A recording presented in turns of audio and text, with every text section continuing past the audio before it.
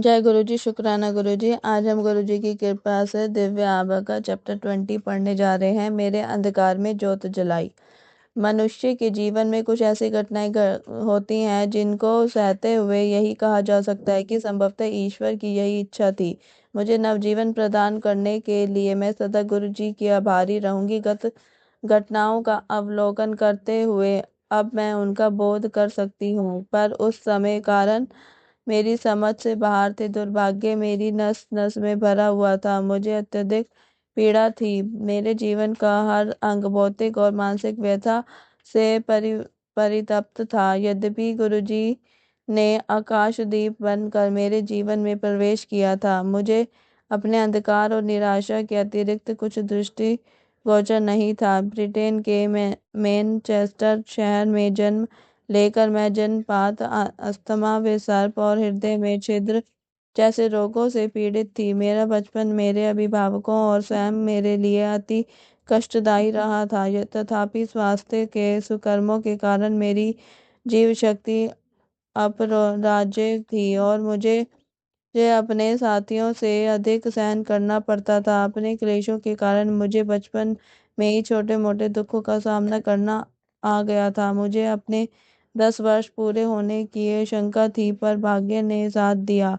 दूसरी ओर मेरे माता पिता सदा संदिग्ध अवस्था में रहते थे, क्योंकि हृदय रोग विशेषज्ञ ने मेरे बारे में भयभीत करने वाला चित्रण किया था। स्वस्थ और प्रसन्न रहकर जीवन के सब आनंद उठाते हुए मैंने अपनी किशोरावस्था के वर्ष बिताए। 22 वर्ष की आयु में विवाह के उपरांत मैं दिल्ली आ गई। दुर्भाग्यवश दुखों के घनघोर बादल पुनः मेरे जीवन में आ गए।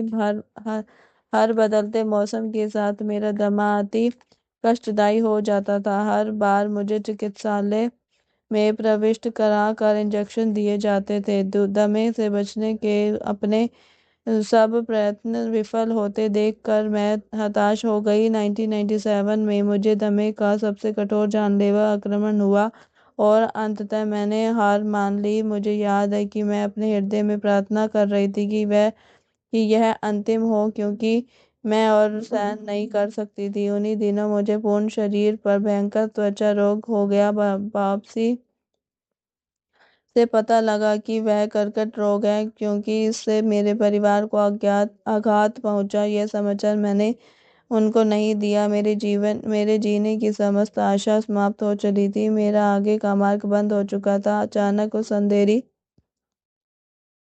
रात्रि में गुरुजी ने अपनी दिव्य ज्योत प्रज्वलित करी। हर बार उनके पहले दर्शन की बातें याद करते हुए मुझे अपने मन में उठी सब भावनाएं याद आ जाती हैं। सौभाग्य से उस दिन वह अकेले बैठे हुए थे जब मैं अपनी एक मित्र, जिसने उनसे मिलने का आग्रह किया था, के साथ उनके यहाँ पहुंची। उनकी उपस्थिति में मैं भाव विह्वल हो गई। उस समय मुझे जीवन पर भटकते हुए शिशु की भांति लगा, जिसे अंत में अपनी माँ का आश्रय और सुरक्षा मिल गई हो। उन्होंने उसी समय मुझे अपना संरक्षण प्रदान किया। यथार्थ मैंने पहली बार पवित्र में प्रेम का अनुभव किया था। उसमें ना कोई प्रतिबंध था, ना ही कोई अन्य चाहत। मुझे घर में सदस्य की भांति उन्होंने प्रतिदिन संगत में आने को कहा। मौसम चाहे जैसा भी हो, मैं संगत में पहुंचकर उनके अनगिनत भक्तों में बैठ जाती थी। उन दिनों मुझे असहनीय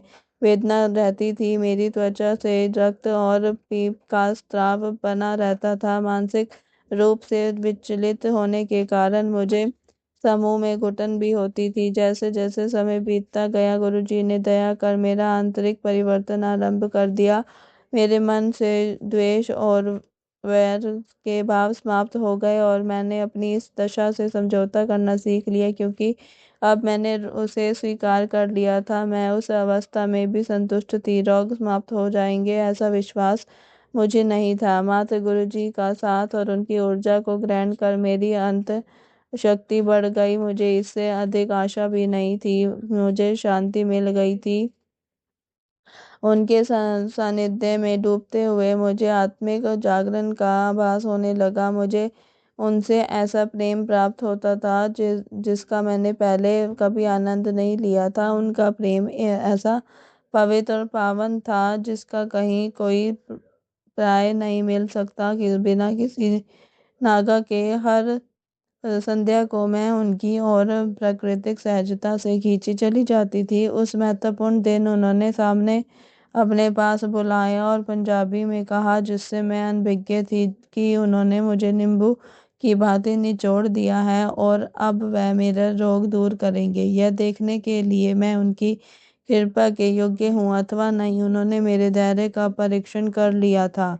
उस दिन हृदय में आशा और उमंग भरे हुए मैं घर पहुंची। पिछले कुछ दिनों में जब मेरी त्वचा तप्त रहती थी, मैं अपना प्रतिबिंब देखने से कतराती थी। शीशे में अपना दयनीय चेहरा देखना मेरे लिए असंभव था। जीवन में मोड़ तब आया जब गुरुजी ने अपना शाश्वत वरदान देकर मुझे शीशे में देखने का साहस करने को कहा। मुझे साहस की अति आवश्यकता थी। मेरा चेहरा थोड़ा भिन्न तो अवश्य था, किंतु कुछ सप्ताह बीतने पर मुझे अंतर का पता लगने लगा। एक नई मैं अपने आप से अपरिचित मैं गुरुजी की कृपा से परास्त हो गई थी। मैं उनकी रोग समाप्ति की क्षमता की कायल हो गई थी। उनके लिए मेरे प्रेम और आदर भाव और अधिक प्रबल हो गए। मौसम बदलकर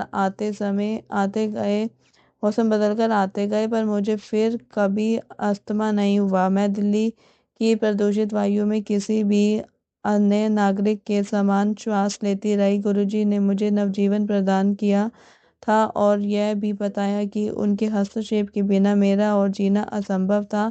उसी वर्ष के शुरू में मैं एक ज्योतिषी से भी मिली थी, जिसने मेरी अल्पायु की भविष्यवाणी करी थी। मुझ में हुए परिवर्तन को शब्दों में व्यक्त करना मेरे लिए अत्यंत चुनौती भरा कार्य है। मैं इतना तो कह ही सकती हूँ कि उन्होंने मुझे केवल भौतिक ही नहीं अपितु आंतरिक रूप से भी परिवर्तित कर दिया था। एक लंबे अंतराल के पश्चात शब्दों को अभिव्यक्त दे तो मुझे अपनी त्वचा में अपना शरीर अच्छा लगने लगा। गुरुजी यदा कदा अपने भक्तों का परीक्षण करते रहते हैं। मानव अपनी स्वार्थी प्रकृति के कारण कामना पूर्ण होने पर पिछली बातें भूल जाता है, पर गुरुजी की कृपा तो जन्म जन्मांतर सदा बनी रहती है। यह इस संदर्भ से स्पष्ट हो जाएगा। गुरुजी ने मुझे अपने चित्र के समक्ष प्रतिदिन एक मोमबत्ती जलाने को कहा था। एक दिन मेरे विस्मय से आधी डिब्बियां समाप्त होने के बाद भी वह नहीं जली। आवेश में आकर मैं स्नानागार में चली गई। बाहर आई तो देखा कि मोमबत्ती जल रही थी। मैं चकित रह गई। उसी सांझ को गुरुजी को धन्यवाद प्रकट करने के लिए मैं उनके दर्शन के लिए गई। यद्यपि वह मेरा जाने का निर्दिष्ट दिन नहीं था, मैं जैसे ही उनके चरण स्पर्श करने के लिए झुकी, उन्होंने धीमे से अपनी दयालु आवाज में प्रश्न किया कि अंत में मोमबत्ती जली या नहीं। तब मुझे आभास हुआ कि मैं उनसे दूर हो रही थी। वह तो सदा मेरे साथ थे। मैं उनकी हार्दिक आभारी हूँ और हर क्षण उनकी कृतज्ञ रहकर जीवन व्यतीत करना चाहूंगी। जय गुरु जी। शुक्राना गुरु जी। इसी के साथ आज का ये चैप्टर भी समाप्त होता है। कल हम दिव्य आभा में पढ़ेंगे विवाह के 6 वर्ष उपरांत। जय गुरु जी। शुक्राना गुरु जी। मेरी वॉइस में अगर किसी को अच्छा लगे तो चैनल को शेयर, लाइक और सब्सक्राइब करना ना भूलें। ओम नमः शिवाय। शिव जी सदा सहाय। ओम नमः शिवाय। गुरु जी सदा सहाय।